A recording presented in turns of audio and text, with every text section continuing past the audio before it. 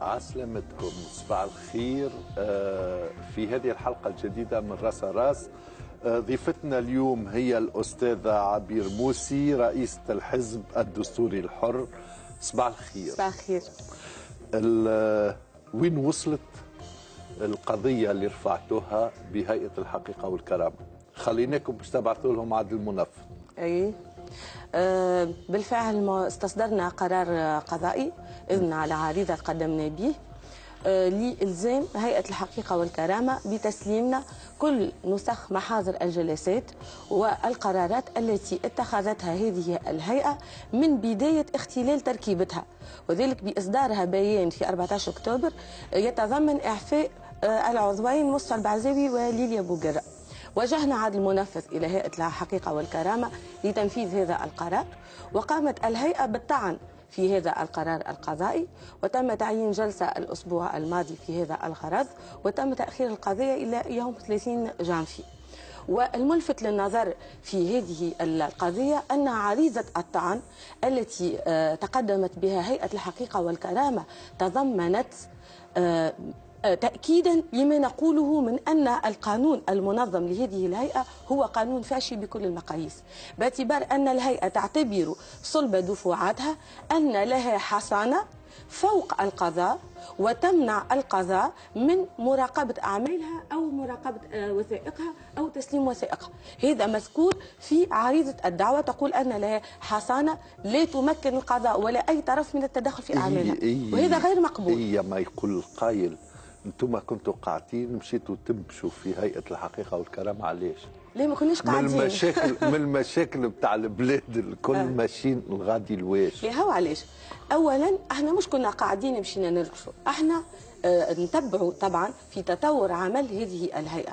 جينا كما الناس الكل شفنا كيفاش تم طرد زهير مخلوف، شفنا كيفاش تم عدم الامتثال للحكم القضائي اللي هو باش يتم ارجاعه، شفنا اذا كان لكن ما فما حتى حزب قدم قضيه. اي مش معناها خاطر فما حتى حزب قدم قضيه معناها انه ما قدموش، وهو هذه ميزه الحزب الدستوري الحر، لانه احنا حزب من مؤتمرنا حزب معاركي. لا مش معاركي، من مؤتمرنا في 13 أود 2016 من تسلمنا القيادة الجديدة آلينا على أنفسنا أن نقول كلمة الحق وأن نتصدى لكل الخروقات اللي راهو فيها. وللأسف الشديد الحقوقيين اليوم ولاو يتوخاو الصمت. توا ما نتصورش أنا محامين وإلا رجال قانون وإلا سياسيين ما يعرفوش اليوم أنه هيئة الحقيقة والكرامة قاعدة تنشط خارج القانون، وما نتصورش حتى بعد ما اثرنا احنا الملف انه المحامين كيف تفحصوا قانون هذايا نتاع العداله الانتقاليه ما يراوش. الغايه هو لا تضحكوا على ذقوننا ولا تستبلغونا وتقولوا رانا باش نحاسبوا تاريخ تونس عن طريق هيئه موضوعيه. شنية مصلحه الحزب الدستوري الحر؟ بمعنى شنية مصلحة التساترة في أنهم يثيروا القضية هذه؟ مصلحتنا واضحة باعتبار أننا ضامنون لعدم تحريف تاريخ تونس، لأنه الهيئة هذه تقدم في نفسها أنها باش تحفظ الذكرى الوطنية.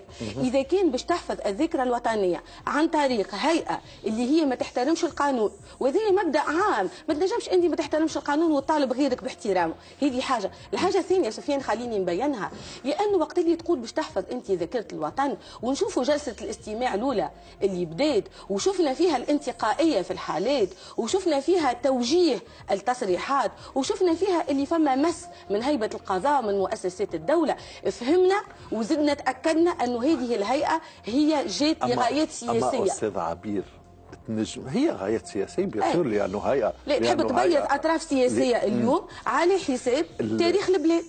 أما تنجموش تنقدوا طرف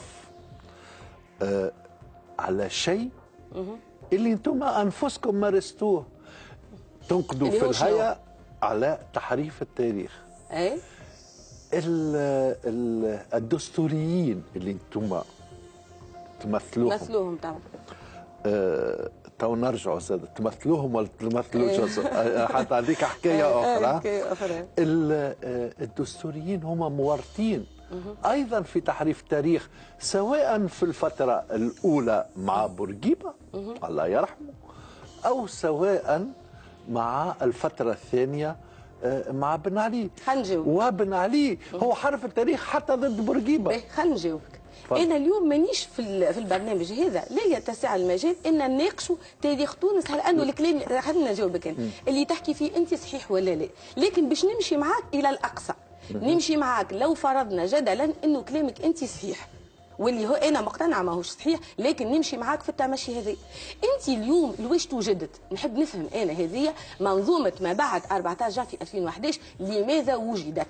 مش قالت انها وجدت لتصحيح الاخطاء، مش قالت انها وجدت للقطع مع كل الاخطاء. اذا انت شرايطك تستمدها من انك جيت باش تقطع مع كل ما هو خطا وكل ما هو سلبي، اليوم انت تقترف ما هو اسوأ، لانه لا نظام بورقيبه ولا نظام بن علي تجرؤوا انهم يصدروا قانون بهذه الفاشيه. راهو قانون ما يعترفش باتصال القضاء، عمرها ما صارت. قانون ما يعترفش بسقوط الدعوه بمرور الزمان، عمرها ما صارت. قانون ما يعترفش بعدم رجعيه القوانين اللي هو مبدا في دستورنا. الفصل 28 يقول انه مبدا عدم رجعيه القوانين مبدا دستوري، وتجي تعمل لي انت هيئه باش تكتب تاريخ تونس وتحاسب تاريخ تونس من قبل الاستقلال لا تعترفوا بكل هذه المقاومات. يعني ماهيش شي عله حتى نمشي معاك في توجهك. او حتى كان فيه شويه استفزاز.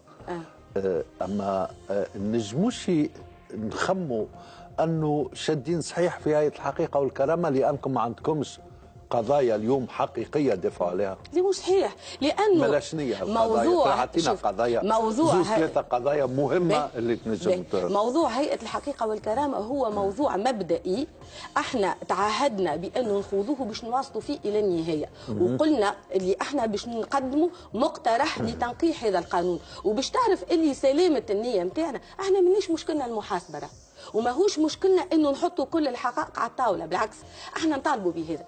اما انك تعطيني نصف الحقيقه هذا ما نقبلوش. انك الاخر ناخذوه من بلايص اخرى. لا، انا نحب وقت اللي انت تقول كشف الحقيقه اكشفها كامله، يلزمك تعطي للراي العام السياق التاريخي والمنطلقات نتاع المحاكمات والاسباب والمسببات ونحطوا كل شيء، وزيد تسمع الاطراف الزوز، مش عندك طرف رهنته وضغطت عليه بكل ضغوطات وخليته ما يتكلمش والا يتكلم لمصلحتك، وهذا اللي راهو فيه اليوم. فما قيادات ولات تعمل في تصريحات تعرف هي انها مش حقيقيه باش تمنع راسها، وتجي للشعب التونسي وتجي تقول له لا انا قاعد شك في الحقيقه. يعني هذا موضوع مبدئي. بخلاف هذايا احنا المواضيع الكل اليوم متطرقين لها. عندك زاده كيف موضوع الدستور، موضوع النظام السياسي، موضوع الانتخابات البلديه، موضوع انه قاعدين اليوم عملنا مركز دراسات استراتيجيه في الحزب. النظام السياسي بالطبيعه احنا باش نطالبوا بتعديله، لانه النظام السياسي اليوم اثبت عدم نجاحته. اليوم اذا كان عندنا حكومه وعندنا سلطه ايديها مرتعشه في جانب هام منه، شنو هو النظام اللي يواتيكم؟ مش يواتينا، يواتي تونس ومصلحه تونس. شنو هو النظام هذا؟ احنا مبدئيا انا اليوم ما نحبش نعطي، خاطر انا مرأة قانون، اي كلمه قانونيه تحسب عليها، لكن احنا باش نتجهوا نحو ارساء نظام سياسي اللي يمنع تشتيت، هذايا تشتيت نتاع رؤوس السلطه، واللي يخلي الشعب التونسي ينجم. هو واضح باش يكون الرئاسي المعدل، لانه لهنا يلزم تكون عندك او توا رئاسي معدل ولا برلماني معدل. لا اليوم فما تشتيت السلطات. احنا توا ما بين البرلماني المعدل وبين والرئاسي المفكوك. ايوه احنا نحبوه يولي واضح، احنا نحبوه رئاسي معدل. ايش معناها؟ معناها يلزم تكون الشعب التونسي وقت اللي ينتخب قياده عندها الصلاحيات الكافيه بين يديها انها تمارس صلاحيات وتتخذ قرارات وينجم الشعب يحاسبها. اما هذه تعدد الرؤوس وتعدد القيادات والبرلمان هنا شفناه كيفاش يتحكم في كل التوازنات، للي وصلنا اليوم التوافقات هي اللي ولات تحدد مصير البلاد، ما عادش المصلحه العليا للوطن هي اللي تحدد مصيرنا، لهنا وصلنا للخطر. وشنو هي المصلحه العليا للوطن اللي ماهيش توافق؟ لا، المصلحه العليا للوطن فما توافقات تنجم تؤدي للمضره، لانه اذا كان اليوم ولينا بالطبيعه. انا اليوم وقت اللي تجي تقول لي مثلا موضوع عوده الارهابيين، التوافق بين النداء والنهضه هل يؤدي الى مضره؟ ادى الى مضره وادى الى كارثه. ادى طبعا، احنا عايشين فيها توا الكارثه. انت وقت اللي نوليو احنا القرارات مرتهنه للتوازنات، وهذه قلتها انا في منابر اخرى ونعاودها لك يا سفيان. اليوم وصلنا اعضاء مجلس نواب كي وتجي انت حتى تتناقش معاهم تقول لهم كيفاش انت توجه مثلا، نرجع للحقيقه والكرامه، توجه الكم الهائل من الانتقادات اللي ريناها في مجلس النواب لهذه الهيئه، ومن بعد تصادق على الميزانيه. اعطيني هذايا كيفاش ينجم يكون؟ شو يقولوا لك؟ يقول لك لانه فما طرف سياسي هددنا في الكواليس انه اذا كان ما تتصادقش على ميزانيه هذه الهيئه ماهوش باش يصادق هو على ميزانيه الدوله. يعني ولينا احنا نتلاعبوا بالمصالح العليا للبلاد باش نحميوا التوافقات. عوده الارهابيين نفس الشيء، وقت اللي نقولوا احنا اكشفوا نرجعوا لها عوده الارهابيين. اما انا السؤال بسيط باش نطرحه عليكم. توا تساترة حكموا البلاد من 56 الى 2011 وجزء منهم مازال يحكم اليوم. خلينا معناها اما الجزء اللي راضيين عليه مازال يحكم. اللي يحكم هو النداء، هو اللي يحكم هو النداء. شوف مش النداء، اعطيني الاشخاص، اعطيني الاشخاص. لا مش اشخاص.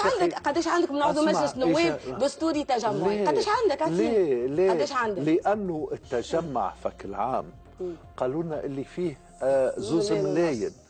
نهار 13 جانفي في الليل ما شفناش حتى 500 واحد.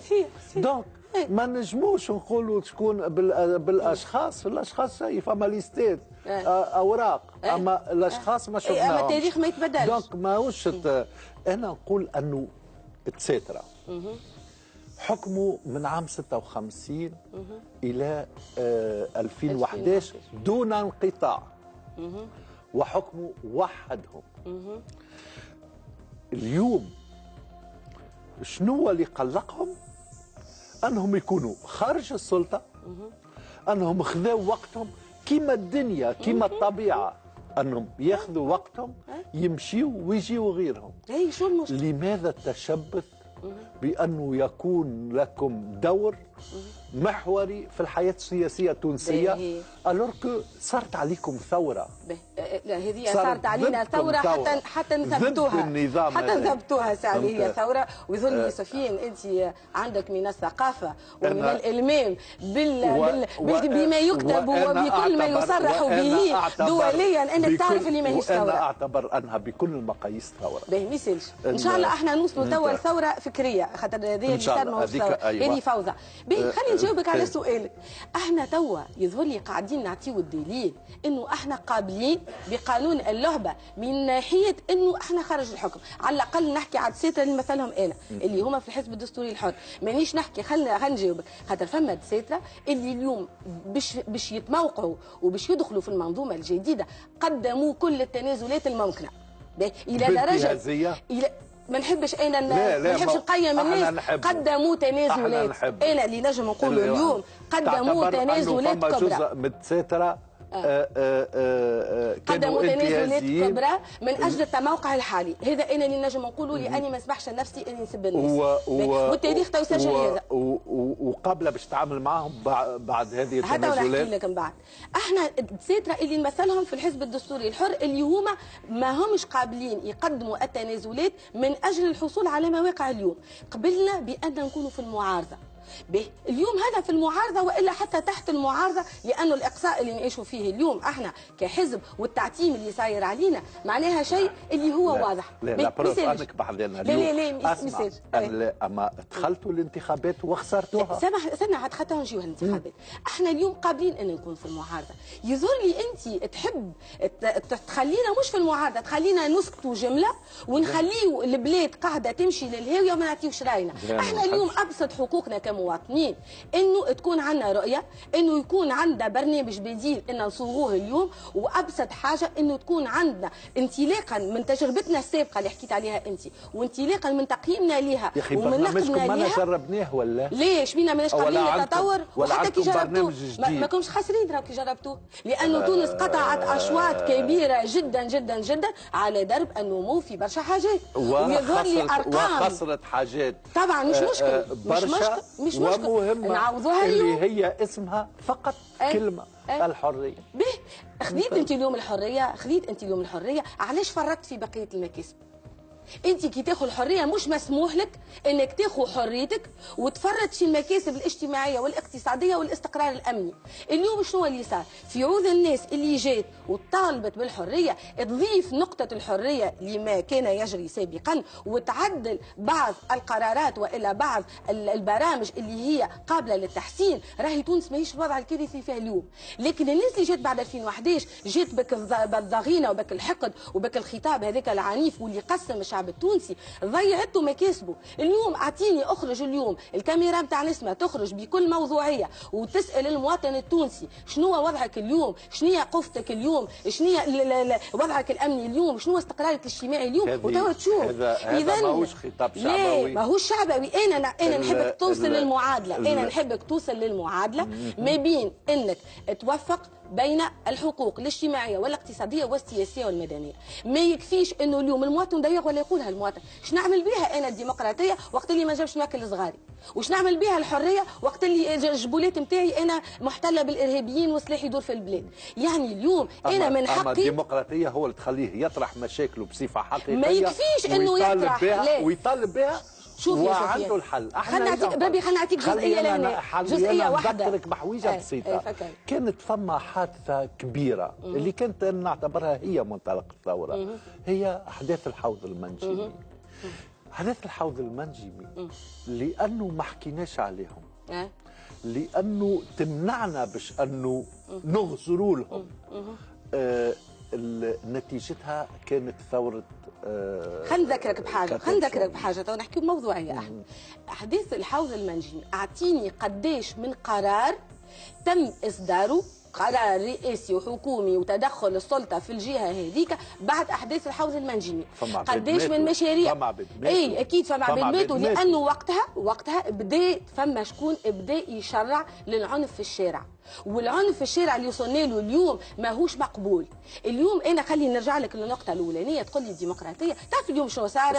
اليوم وليت تتكلم انت لكن حد ما يسمعك. راك تخوف اذا تعاود ترجع للسلطه باش تكون سلطه استبداديه. لا مش صحيح. انا نكون سلطه عادله وسلطه رحيمه بالمواطن. اللي يصير توا هو الاستبداد. علاش استبداد؟ خاطر انت وليت المواطن شو تقول له؟ قبل ما كانش يتكلم، اليوم اخرج تكلم كيما تحب، مصباح لليل اعمل اضراب، اعمل اعتصام، تكلم في التلفزه، صيح عيط وما شكون يسمعك.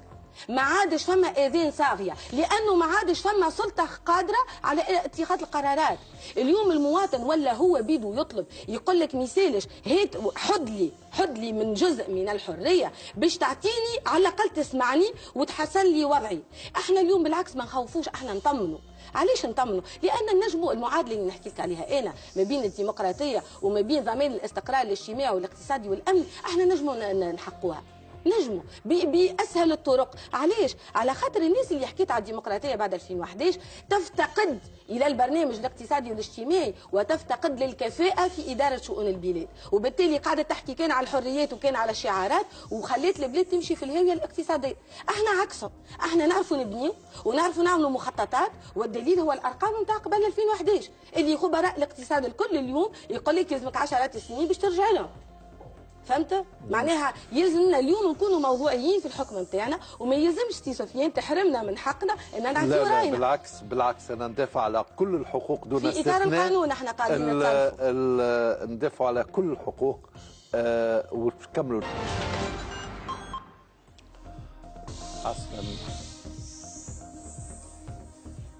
عسلامتكم، صباح الخير.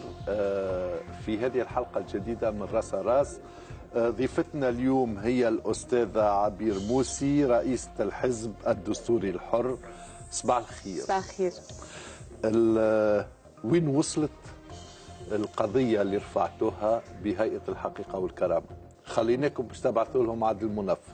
أي بالفعل استصدرنا قرار قضائي إذن على عريضة قدمنا به لإلزام هيئة الحقيقة والكرامة بتسليمنا كل نسخ محاضر الجلسات والقرارات التي اتخذتها هذه الهيئة من بداية اختلال تركيبتها، وذلك بإصدارها بيان في 14 أكتوبر يتضمن إعفاء العضوين مصطفى البعزاوي وليليا بوقرة. وجهنا عاد المنفذ إلى هيئة الحقيقة والكرامة لتنفيذ هذا القرار، وقامت الهيئة بالطعن في هذا القرار القضائي، وتم تعيين جلسة الأسبوع الماضي في هذا الغرض، وتم تأخير القضية إلى يوم 30 جانفي.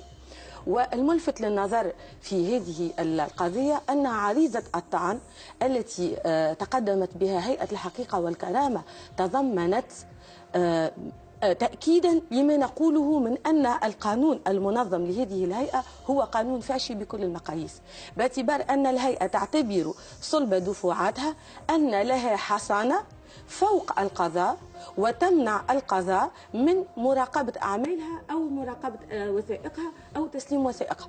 هذا مذكور في عريضة الدعوة، تقول أن لها حصانة لا تمكن القضاء ولا أي طرف من التدخل في أعمالها، وهذا غير مقبول. هي ما يقول القائل انتم كنتوا قاعدين مشيتوا تمشوا في هيئة الحقيقة والكرامة، علاش؟ ليه ما كناش قاعدين؟ من المشاكل بتاع البلاد الكل ماشيين الغادي لواش؟ ليه هو علاش؟ اولا احنا مش كنا قاعدين مشينا نرقصوا، احنا نتبعوا طبعا في تطور عمل هذه الهيئه. جينا كما الناس الكل شفنا كيفاش تم طرد زهير مخلوف، شفنا كيفاش تم عدم الامتثال للحكم القضائي اللي هو باش يتم ارجاعه، شفنا اذا كان لكن ما فما حتى حزب قدم قضيه. اي مش معناها خاطر فما حتى حزب قدم قضيه معناها انه ما نقدموش، وهو هذه ميزه الحزب الدستوري الحر، لانه احنا حزب من مؤتمرنا حزب معاركي. لا مش معاركي، من مؤتمرنا في 13 أوت 2016 من تسلمنا القياده الجديده الينا على انفسنا ان نقولوا كلمه الحق وان نتصدى لكل الخروقات اللي راهو فيها. وللاسف الشديد الحقوقيين اليوم ولاو يتوخاو الصمت.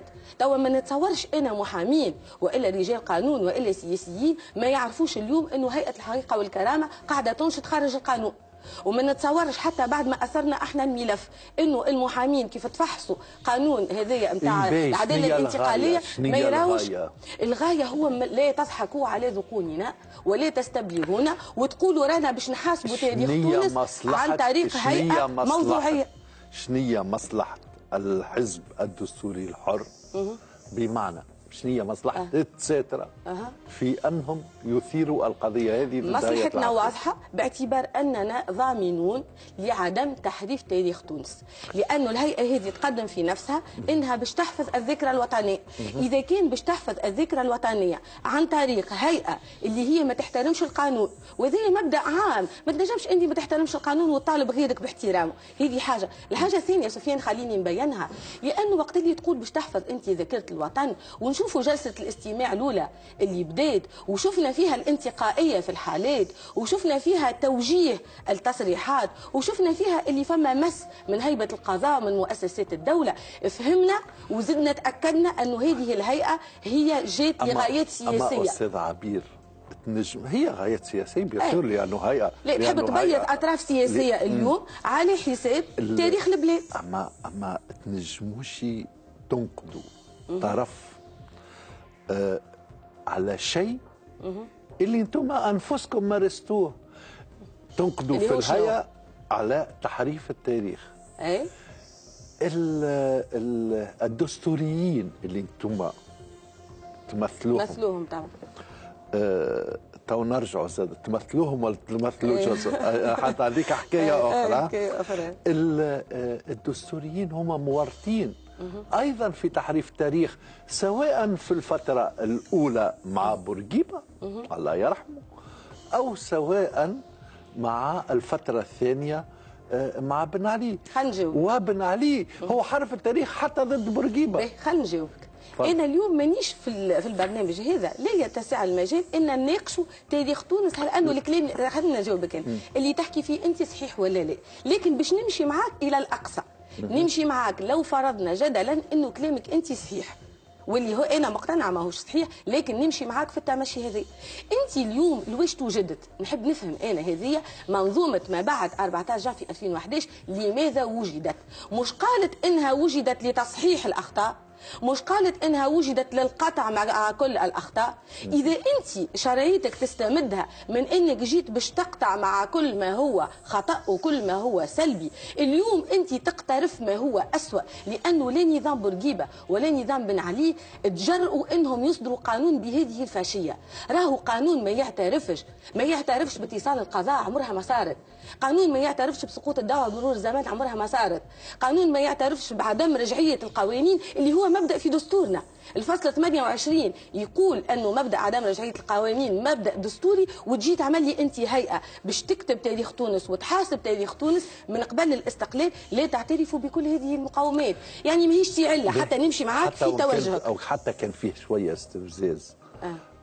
اما نجموش نخموا انه شادين صحيح في هيئه الحقيقه والكرامه لانكم ما عندكمش قضايا اليوم حقيقيه دفعوا عليها. دي مش صحيح، لانه ملاشنيه موضوع عطينا قضايا موضوع ثلاثه قضايا مهمه اللي تنجم. موضوع هيئه الحقيقه والكرامه هو موضوع مبدئي، احنا تعهدنا بانه نخوضوه باش نواصلوا فيه الى النهايه، وقلنا اللي احنا باش نقدموا مقترح لتنقيح هذا القانون، وباش تعرف اللي سلامه النيه نتاعنا احنا مانيش مشكلنا المحاسبه، وماهوش مشكلنا انه نحطوا كل الحقائق على الطاوله، بالعكس احنا نطالبوا بهذا.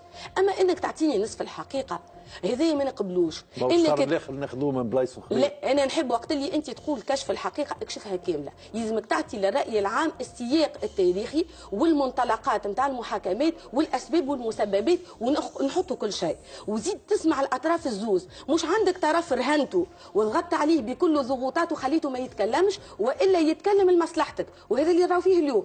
فما قيادات ولات تعمل في تصريحات تعرف هي انها مش حقيقيه باش تمنع راسها، وتجي للشعب التونسي وتجي تقول له لا انا قاعد نكشف في الحقيقه. يعني هذا موضوع مبدئي. بخلاف هذايا احنا المواضيع الكل اليوم متطرقين لها. عندك زاد كيف موضوع الدستور، موضوع النظام السياسي، موضوع الانتخابات البلديه، موضوع انه قاعدين اليوم عملنا مركز دراسات استراتيجيه في الحزب. النظام السياسي بالطبيعه احنا باش نطالبوا بتعديله، لانه النظام السياسي اليوم اثبت عدم نجاحته. اليوم اذا كان عندنا حكومه وعندنا سلطه ايديها مرتعشه في جانب هام منه، شنو هو النظام اللي يواتيكم؟ مش يواتينا، يواتي تونس ومصلحه تونس. شنو هو النظام هذا؟ احنا مبدئيا انا اليوم ما نحبش نعطي، خاطر انا مرأة قانون، اي كلمه قانونيه تحسب عليها، لكن احنا باش نتجهوا نحو ارساء نظام سياسي اللي يمنع تشتيت، هذايا التشتيت نتاع رؤوس السلطه، واللي يخلي الشعب التونسي ينجم.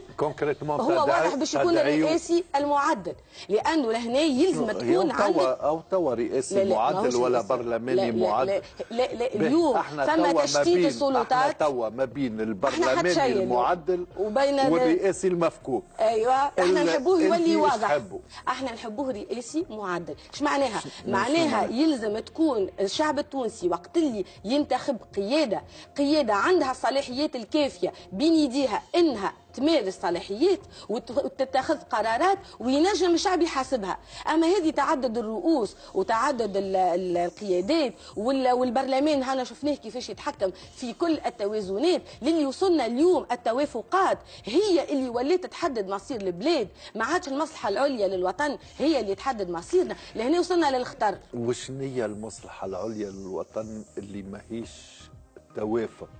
لا، المصلحه العليا للوطن فما توافقات تنجم تؤدي للمضره، لانه اذا كان اليوم ولينا بالطبيعه. انا اليوم وقت اللي تجي تقول لي مثلا موضوع عوده الارهابيين، التوافق بين النداء والنهضه هل يؤدي الى مضره؟ ادى الى مضره وادى الى كارثه. ادى طبعا، احنا عايشين فيها توا الكارثه. انت وقت اللي نوليو احنا القرارات مرتهنه للتوازنات، وهذه قلتها انا في منابر اخرى ونعاودها لك يا سفيان. اليوم وصلنا اعضاء مجلس النواب كي تجي انت حتى تتناقش معاهم تقول لهم كيفاش انت توجه، مثلا نرجع للحقيقه والكرامه، توجه الكم الهائل من الانتقادات اللي ريناها في مجلس النواب لهذه الهيئه، ومن بعد تصادق على الميزانيه. اعطيني هذايا كيفاش ينجم يكون؟ شو يقولوا لك؟ يقول لك لانه فما طرف سياسي هددنا في الكواليس انه اذا كان ما تتصادقش على ميزانيه هذه الهيئه ماهوش باش يصادق هو على ميزانيه الدوله. يعني ولينا احنا نتلاعبوا بالمصالح العليا للبلاد باش نحميوا التوافقات. عوده الارهابيين نفس الشيء، وقت اللي نقولوا احنا اكشفوا ونرجعوا لها عوده الارهابيين. اما انا السؤال بسيط باش نطرحه عليكم. توا تساترة حكموا البلاد من 56 إلى 2011. وجزء منها مازال يحكم اليوم. خلينا معناها اما الجزء اللي راضين عليه مازال يحكم. اللي يحكم هو النداء. هو اللي يحكم هو النداء. شوف مش النداء، اعطيني الاشخاص. لا مش اشخاص. قداش عندك من عضو مجلس نواب دستوري تجمعي؟ قداش عندك؟ ليه قداش عندك؟ لانه التجمع فك العام قالوا لنا اللي فيه زوز ملايين. نهار 13 جانفي في الليل ما شفناش حتى 500 واحد. دونك ما نجموش نقولوا شكون بالاشخاص. الاشخاص شيء فما ليستات اوراق، اما الاشخاص ما شفناهمش. اما التاريخ ما يتبدلش. دونك ماهوش انا نقول انه تساترة حكموا من عام 56 الى 2011 دون انقطاع، وحكموا وحدهم. اليوم شنو اللي قلقهم؟ انهم يكونوا خارج السلطه، انهم خذوا وقتهم كيما الدنيا كيما الطبيعه، انهم ياخذوا وقتهم يمشيوا ويجيوا غيرهم. لماذا التشبث بانه يكون لكم دور محوري في الحياه السياسيه التونسيه الوركو صارت عليكم ثوره؟ لا هذه صارت علينا ثوره حتى نثبتوها، حتى نثبتوها ساعه هي ثوره. ويظل سفيان انت عندك من الثقافه ومن الالمام بما يكتب وبكل ما يصرح به دوليا انك تعرف اللي ماهيش ثوره. انا اعتبر انها بكل المقاييس ثوره. باهي ما يسالش ان شاء الله احنا نوصلوا توا لثوره فكريه، خاطر هذه اللي صار ماهوش ثوره، هذه فوضى. خليني نجاوبك على سؤالك. احنا توا يظهر لي قاعدين نعطيو الدليل انه احنا قابلين بقانون اللعبه من ناحيه انه احنا خارج الحكم. على الاقل نحكي على الدساتره اللي مثلهم انا اللي هما في الحزب الدستوري الحر، مانيش نحكي. خلينا نجاوبك، خاطر فما دساتره اللي اليوم باش يتموقعوا وباش يدخلوا في المنظومه الجديده قدموا كل التنازلات الممكنه الى درجه ما نحبش انا ما نحبش نقيم الناس. قدموا تنازلات انا اللي نجم نقولوا اليوم قدموا تنازلات كبرى من الدساتره قدموا تنازلات كبرى من اجل التموقع الحالي. هذا انا اللي نجم نقوله لاني ما نسمحش لنفسي اني نسب الناس والتاريخ تو يسجل هذا. وقبل باش تعامل معهم بعد هذه التنازلات هذا نحكي لك من بعد. احنا الدساتره اللي نمثلهم في الحزب الدستوري الحر اللي هما ما همش قابلين يقدموا التنازلات من اجل الحصول على مواقع اليوم. قبلنا بان نكونوا في المعارضه. اليوم هذا في المعارضه والا حتى تحت المعارضه، لانه الاقصاء اللي نعيشوا فيه اليوم احنا كحزب والتعتيم اللي صاير علينا معناها شيء اللي هو واضح. لا بروف انك بحذرنا اليوم. لا اما دخلتوا الانتخابات وخسرتوها. استنى حتى نجيو الانتخابات. احنا اليوم قابلين ان نكون في المعارضه.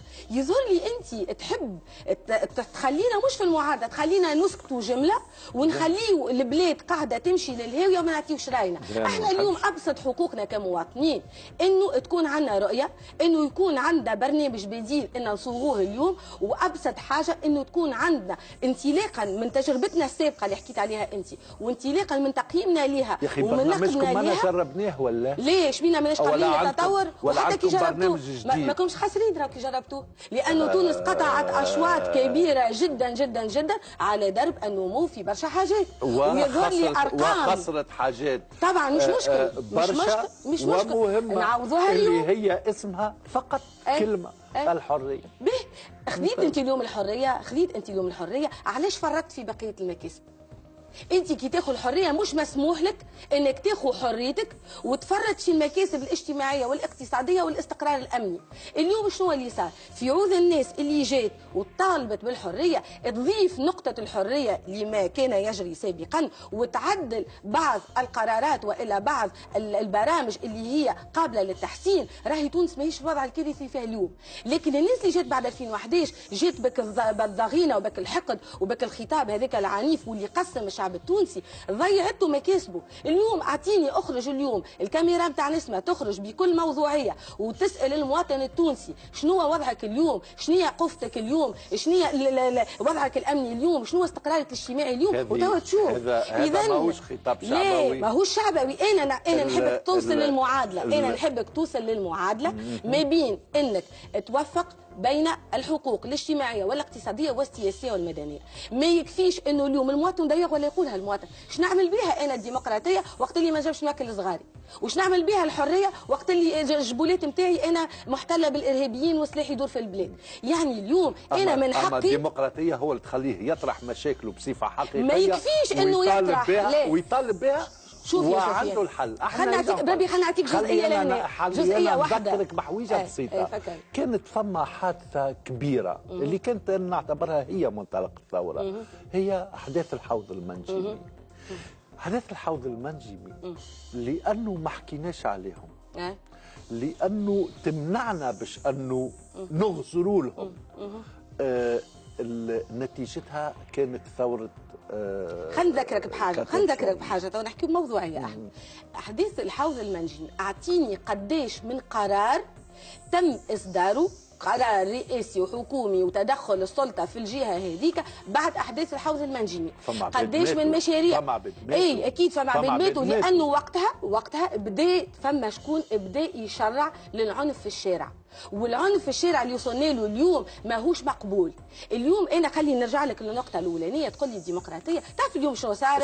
اليوم وليت تتكلم انت لكن حد ما يسمعك. راك تخوف اذا تعاود ترجع للسلطه باش تكون سلطه استبداديه. لا مش صحيح. انا نكون سلطه عادله وسلطه رحيمه بالمواطن. اللي يصير توا هو الاستبداد. علاش استبداد؟ خاطر انت وليت المواطن شو تقول له؟ قبل ما كانش يتكلم، اليوم اخرج تكلم كيما تحب، مسبح لليل، اعمل اضراب، اعمل اعتصام، تكلم في التلفزه، صيح عيط وما شكون يسمعك. ما عادش فما اذان صاغيه، لانه ما عادش فما سلطه قادره على اتخاذ القرارات. اليوم المواطن ولا هو بيدو يطلب، يقول لك ميسالش هات حد لي من جزء من الحريه باش تعطيني على الاقل تسمعني وتحسن لي وضعي. احنا اليوم بالعكس ما نخوفوش، احنا نطمنوا. علاش نطمنوا؟ لان نجموا المعادله اللي نحكي لك عليها انا ما بين الديمقراطيه وما بين ضمان الاستقرار الاجتماعي والاقتصادي والامني، احنا نجموا نحقوها. نجموا باسهل الطرق. علاش؟ على خاطر الناس اللي حكيت على الديمقراطيه بعد 2011 تفتقد الى البرنامج الاقتصادي والاجتماعي وتفتقد للكفاءه في اداره شؤون البلاد، وبالتالي قاعده تحكي كان على الحريات وكان على الشعارات وخليت البلاد تمشي في الهاويه الاقتصاديه. احنا عكسهم، احنا نعرفوا نبنيو ونعرفوا نعملوا مخططات، والدليل هو الارقام نتاع قبل 2011 اللي خبراء الاقتصاد الكل اليوم يقول لك يلزمك 10 سنين باش ترجع لهم. فهمت؟ معناها يلزمنا اليوم نكونوا موضوعيين في الحكم نتاعنا، وما يلزمش سي سفيان تحرمنا من حقنا ان نعطيو راينا. لا بالعكس انا ندافع على كل الحقوق دون استثناء. في اطار القانون احنا قاعدين ندافع على كل الحقوق. ونكملوا. رجعنا مع الاستاذه عبير موسي رئيسه الحزب الدستوري الحر في هذا الجزء الثاني من راس راس.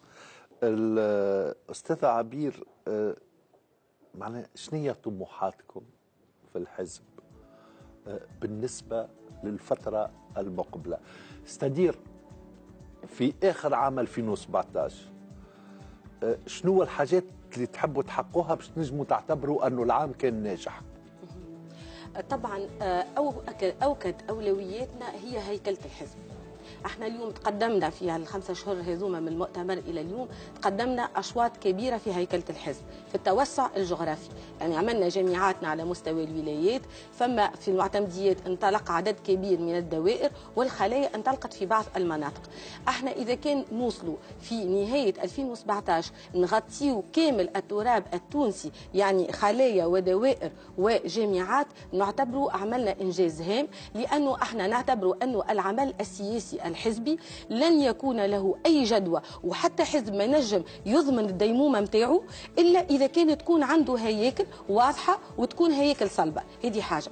الحاجة الثانية، إذا كان نوصلوا نقنعوا الكم الهائل من الدستوريين اللي مازالوا اليوم واقفين على الربوع وما مشاو لحتى حزب وما أقنعهم حتى حزب وينتظروا أنه يلقاو ذاتهم في هذا الحزب، إذا كان نقنعوهم بالانضمام إلى الحزب الدستوري الحر ونقنعوهم بأنه هذا الحزب هو حقيقة وريث للحركة الدستورية ويستحقوا منهم الالتفاف وأنهم يقويوه ويعزوا صفوفه، هذا أيضا نعتبروه إنجاز هام. حاجة ثالثة طبعا هي الإعداد للانتخابات البلدية، لأنه احنا معناها أعلنا في الأسبوع الماضي وباش نتخذوا القرار بصفة رسمية في الديوان السياسي المقبل سنطلق اللجنة الوطنية للإعداد للانتخابات البلدية، واللجنة الوطنية هذه باش تنبثق عليها لجان جهوية للإعداد للانتخابات. إذا كان نوصلوا نحصروا بنك المعلومات نتاعنا ونحصروا الأشخاص والكفاءات في الجهات، خاطر احنا يلزمنا إذا كان مطلوب منا 10,000 لازم تكون عندنا 30,000 حاضرين باش نجموا نقولوا رانا جاهزين للانتخابات البلدية. إذا كان نوصلوا نحصروا العدد اللي يغطي كافة البلديات بما فيها اللي تم إحداثها جديدا اليوم بطريقة تضمن أنه نتواجدوا في الانتخابات البلدية في كل هذه المواقع، زاد هذا يعتبر إنجاز كبير وهام. أوكي، دونك مهتمين بالجهات واضح طبعا. إذا أنا باش نمشيو لجهة الساحل. زميلتنا آية الفريوي من راديو نجمة أفام باش توجه لك بسؤالها. صباح الخير آية. صباح الورد والياسمين سفيان ليك ولضيفتك السيدة عبير موسي وكل متتبعي هذا البث الموحد. سؤالنا ليك سيدة عبير ينطلق من تصريحك الأخير، قلت سنكون جزءا من الحل وفاعلين ولا حل دون برامج. اليوم سيدة عبير وكالة موديس تزكي اقتصاد تونس في 2017 وتقول أنه بلادنا ستحافظ على مستوى مستقر من قدرتها على خلاص وتسديد ديونها للداخل وللخارج. Autrement dit, notre pays est déclaré crédible et solvable selon موديس. كذلك كريستين لاغارد مدير صندوق النقد الدولي تقول انه اقتصاد تونس سيتحسن ولكن بشرط عودة التصدير وبالتحديد صادرات الفوسفات. يعني معناها غروسو مودو الافاق ايجابيه ولكن بانتظار العمل والانتاج والمقترحات. كي نحكيو على مقترح حزبكم، اين هي مقترحات حزبكم من مثلا تغيير العمله النقديه لمراقبه حركه الاموال وارساء une certaine traçabilité financière؟ كذلك اين هو الحزب الدستوري من ملف الشركات العموميه الخاسره؟ وحاجه اخرى نحبك ماذا بيا تجاوبني عليها، القطاع البنكي والمالي في تونس اللي دعا يوسف الشاهد الى اعاده هيكلته. خبراء يدعوا الى تاميم البنوك العموميه وخبراء اخرين يقولوا بيع حصه الدوله في البنوك الخاصه، يتحدثوا عن فيوزيون، يتحدثوا انه لازمنا اليوم بنك عمومي واحد لتجميع الجهود واموال الدوله يضم الاس تي بي البي ان ا والبيهاش. دونك فما اون توندونس ناسيوناليزي لي بنك بوبليك، يا اما الفيوزيون يا اما الخوصصه في قطاع بنكي تنافسي يا اما التاميم. نذكركم الناس الكل اللي تسمعوا فيها انه مديونيه تونس تجاوزت 63% من الناتج المحلي الخام. سيده عبير انت بالذات انتقدت الوضع الاقتصادي للثوره، ماذا قدم حزبكم اقتصاديا في هذه الملفات الشائكه؟ شكرا آية. شكرا. عندكم ساعة برنامج اقتصادي ولا؟ طبعا بصدد الصياغه، لانه اليوم ما تنجمش تجي الحزب. طبعا ما عندكمش. ليه مش ما عندناش بصدد الصياغه، دونك ما عندكمش. يلزم يكون بصدد الصياغه باعتبار احنا المؤتمر نتاعنا عملناه في 13 اوت 2016 وتوا احنا قلت لك عملنا مركز دراسات استراتيجيه وتوثيق خاص بصياغه هذه البرامج. واليوم العشيه لجنه الفلاحه باش تبدا تجتمع واللجان تشكلت والهيئه العلميه لمركز الدراسات تشكل، وبالطبع احنا البرامج المفصله يقع اصدارها في المحطات الانتخابيه وليس قبل ذلك. لكن اليوم الخطوط العريضه اللي احنا نمشيو فيها فما هي قالت المؤسسات الماليه طمنت حول الاقتصاد التونسي.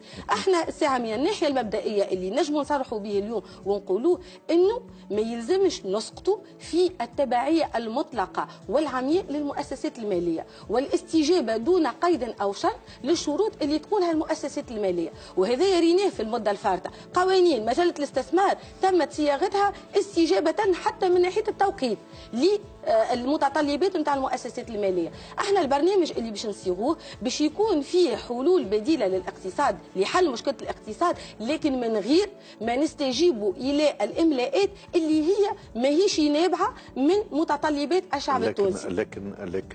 لكن تونس عندها القدره على عدم الرضوخ او تنازل المؤسسات هذه الوضوح يلزم يكون. شوف الوضع الاقتصادي ثم انه ماهيش اول مره. لا ماهيش اول مره، حتى في السابق صار. لا في السابق صار لمصلحه تونس، ما نوصلوش عمرنا ما حكينا. شوف لو بلان داجستمون كولتوريل ستركتوريل في اواسط الثمانينات هو ضغط من المؤسسات الماليه. تونس معروف اللي هي مقدرتها الاقتصادية معناها ديما تجعلها مرتبطة بالتوازنات مع المؤسسات المالية ومع السوق المالية الخارجية، هذا نعرفوه. لكن اللي اليوم لاحظناه ولات فما إملاءات. اليوم قانون المالية نتاع 2017 مثلا اللي صارت عليه العديد من الانتفاضات في مختلف القطاعات، الدولة وقت اللي تجاوب شنو اللي تقول؟ وإلا المراسلات السرية وإلا الكواليس وإلا التسريبات شو تقول؟ تقول أنه النقاط اللي هي محور خلاف هي نتيجة إملاءات الصناديق والمؤسسات الماليه. اليوم الوضع اللي وصلته البلاد في ال5 سنين هذو من درجه اقتراض هامه، وفي مقابل ذلك ما فماش عجله استثمار وما فماش مناخ مستقر باش تستثمر اليوم وباش تحقق مواطن الشغل، هذا ينبئ بالخطر. اليوم تونس بالتوازي مع الشروط ربما اللي تنجم تكون مقبوله وما تضرش مستقبل البلاد، يلزمها ترجع قيمه العمل في الداخل. يلزمنا اليوم نعملوا اصلاحات داخليه اللي هي تنجم تقينا من خطر التبعيه المطلقه للخارج اللي تنجم تاثر على السياده الوطنيه. كنت تقول قبل شويه انه انتم رغبتكم في انه تقنعوا التونسيين او الدستوريين اللي بقاوا على الربوه يتفرجوا بالالتحاق بالحزب الدستوري الحر.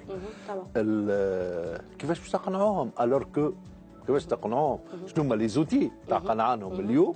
انتم بالذات الفريق الجديد، انتم بالذات، لانه الحزب الدستوري الحر اللي هو الحركه الدستوريه مو جديد، معناها عنده 5 ولا 6 سنين، عنده 5 ولا 6 سنين. لا انشاء الحركه الدستوريه، الحركه الدستوريه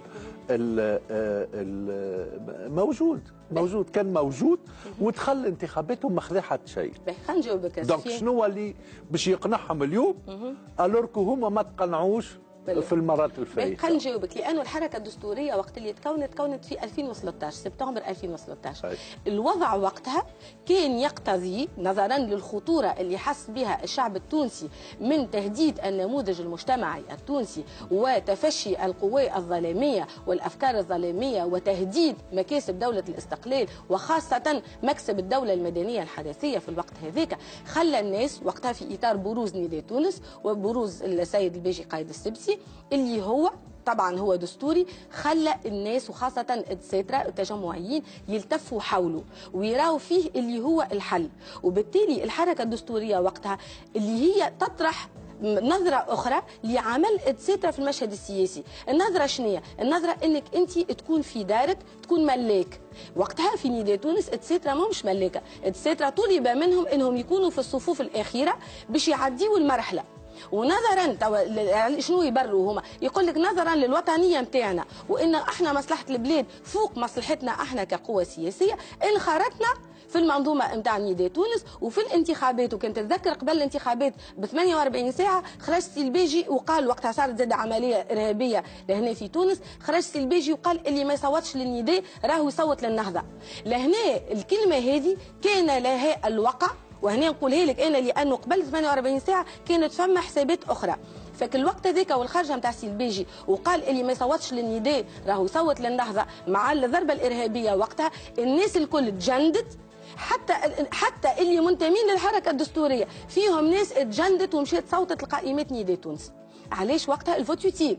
و2013 ما تنجمش تقول انه حزبنا لم يقنع التونسي، لانه الاحزاب الكل خسرت في الانتخابات. شكون طلع في الانتخابات معروفين اليوم؟ لا في التسترة نداء تونس اللي سلكها نداء تونس حزب المبادرة. لا المبادرة عنده 3 نقزها عنده 3 مواقع. لا هو من المفروض ما يكونش نقزها ب3 مواقع، في حين انه في 2011 في خضم الثورة في اوجها جاب 5 مقاعد. احنا وقتها في الوضع هذاك الدساترة مشاو في الفوت يوتيل.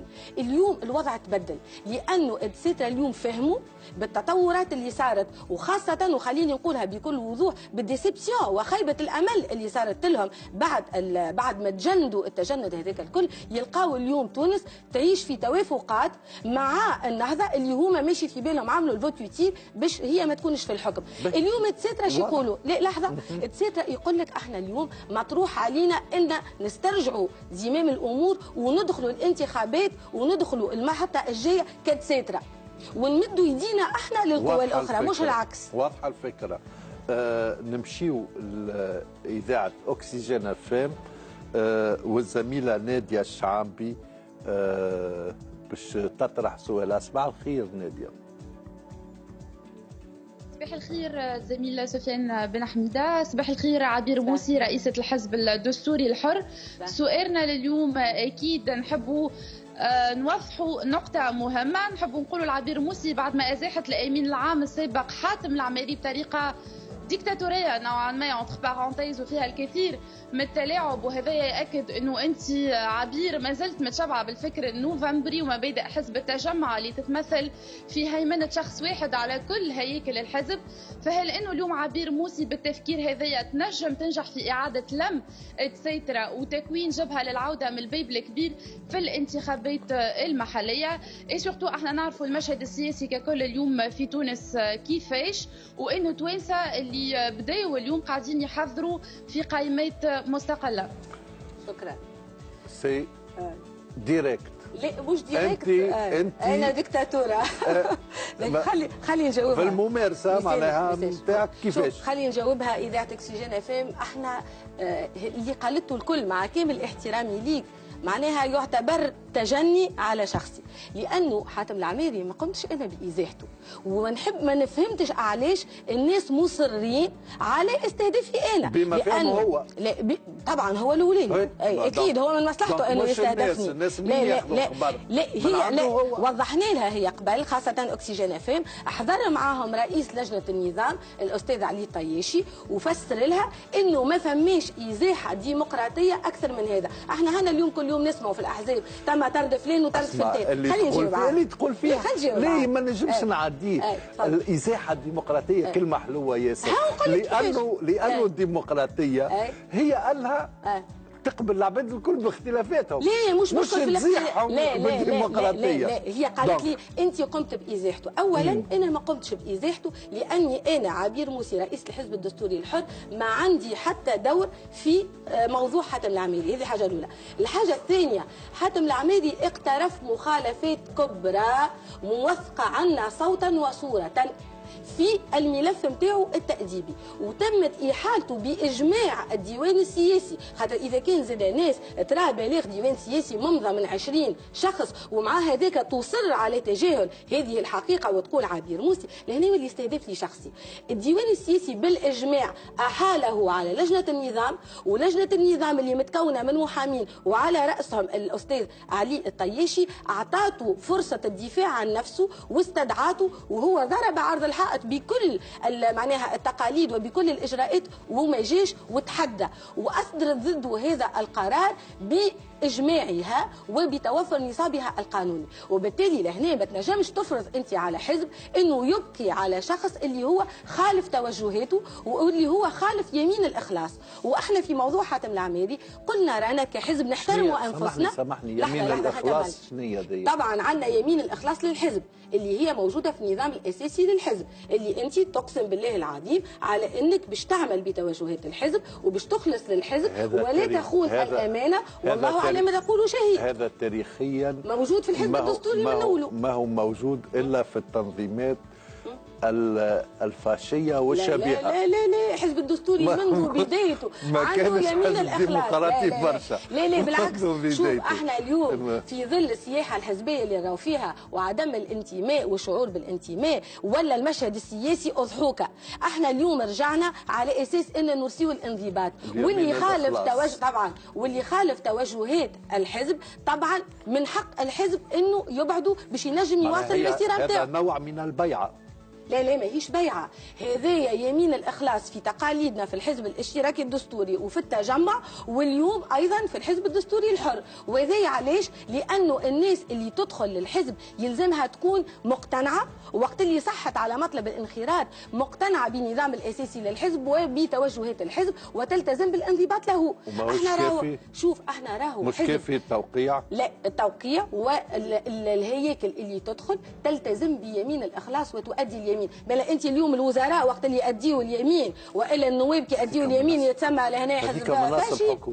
احنا الحزب نتاعنا يراه نفسه اللي هو حزب يحترم هيبه الدوله وسياده الدوله ويحب الانتماء والانضباط. واضح. وهذا هو عنصر نجاحنا في المرحله هذه. مالا نشوفوا معك الزميله جازيه نوما من أوليس فام. صباح الخير جازيه.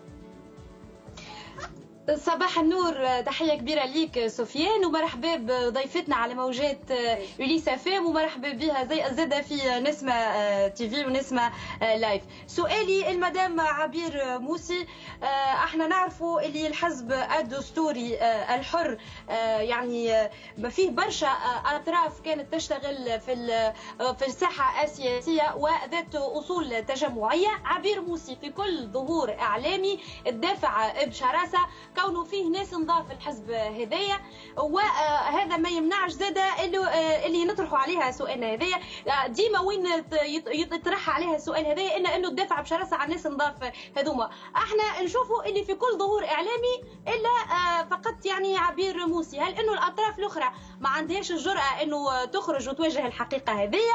وايضا في نفس الاطار بالنسبه حكايه قبيله كونه يعني الدساتره يعني حسوا رواحهم منزويين وانه يعني في الصونس هذايا تقريبا 50 سنه حكموا الدساتره. هل انه عودتهم الجديده هذيا في ثوب جديد يعني عندها برنامج متكامل للعمل سياسيا سياسيا واقتصاديا اجتماعيا؟ لانه نلاحظوا انه التونسي اليوم فد من العمل السياسي، فد من الوعود السياسيه اخر يعني شكرا جازيه يعني شكرا جازيه. وصلت الفكره يعني شكرا.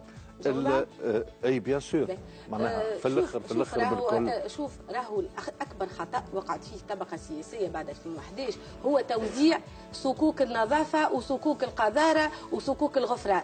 احنا مانيش حتى واحد ما هو مؤهل باش يقول هذاك نظيف والا مصر فما قذاره. انا شو ندافع؟ انا هاو شو ندافع؟ نبداو بالسؤال الاول. توا احنا نحترموا شجاعتك انك كنت وقت اللي الدساتره الكل ساكتين دفعت على التجمع. هذا الوحده. لكن من بعد الامور تحلت، الدساتره ظهروا، التجمعيين عودوا رجعوا، فما رجع للساحه الاعلاميه والسياسيه.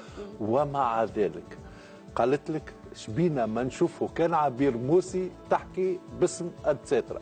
شوف على خاطر ال5 سنين هذم اللي تعداو خلفوا اثار نفسيه عند الدساتره.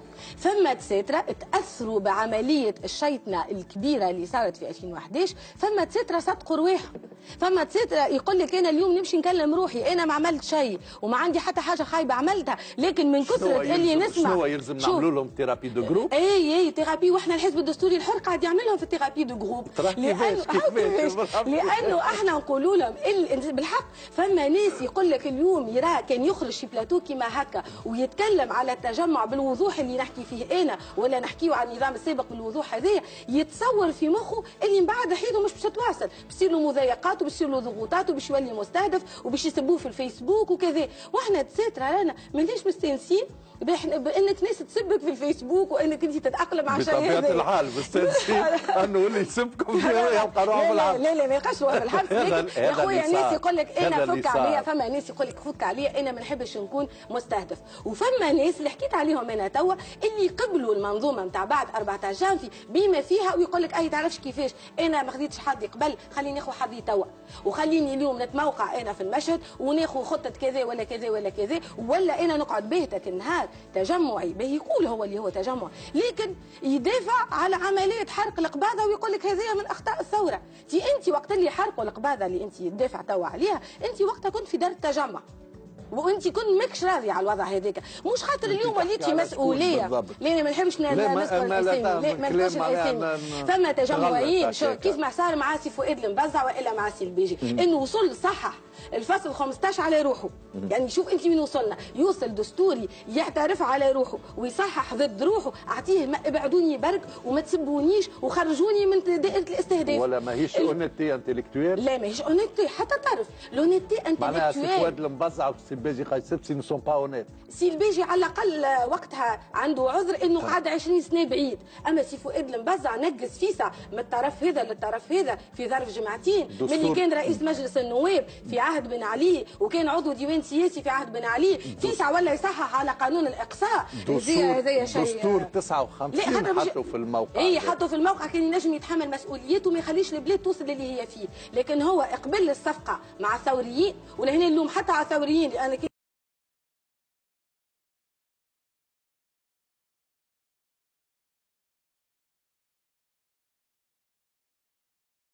تهاجم في الدستوريين القلائل اللي حافظوا، اللي قلبوا الفيستا، حافظوا على احترامهم في لا اوساط لا الراي العام. لا لا لا مش صحيح، انت حافظوا على احترامهم في اوساط الثوريين ومش احترامهم، خاطر الثوريين في داخل عينيهم. توا كان نخرجوا احنا بعد البلاتو تو تسمع يقول لك شفت كيفاش قلب الفيستا. شوف خلينا نكمل نجاوبها الاخت، لانه اليوم فما فرق ما بين انك تتحمل مسؤولياتك، لونيتي كولتوريل كما تحكي انت، تتحمل مسؤوليتك واي تتحمل مسؤوليتك كامله. تو انا قاعده ندافع على حاجات انا ما اقترفتهمش، يقول القائل انا ما اقترفتهمش ونجم نتنصل منها، لكن تاريخيا نتحمل مسؤوليتي. نمشيو معاك لانه يستنى فينا زميلنا ابراهيم سليمي من كرامه اف ام.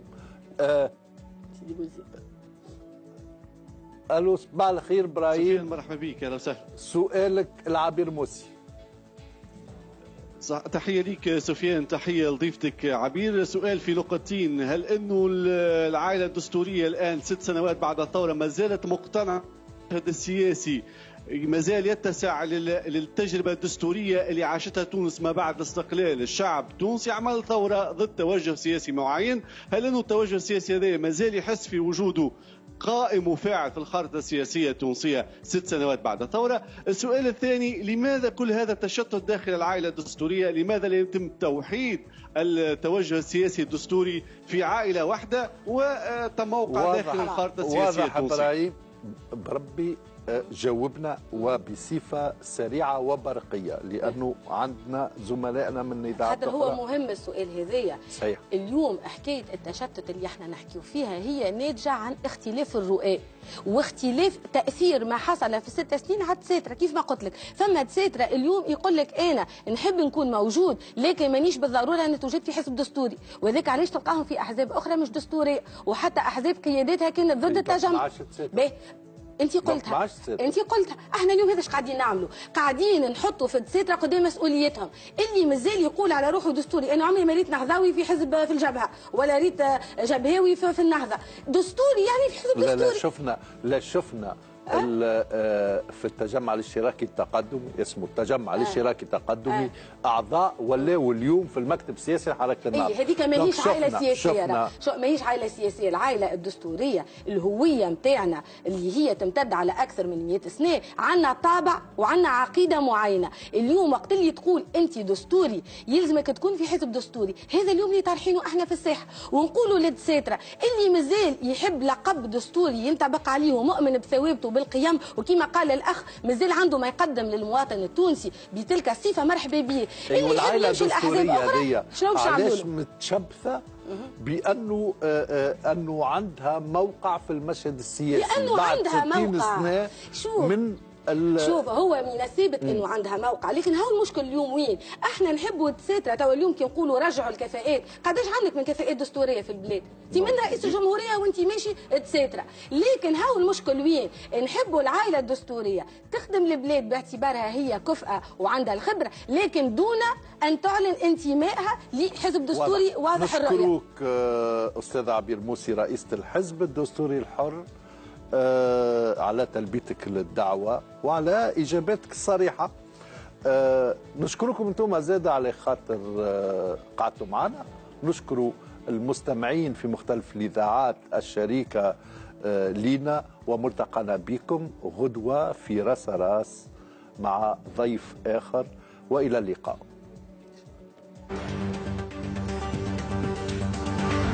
كنتم مع راس راس.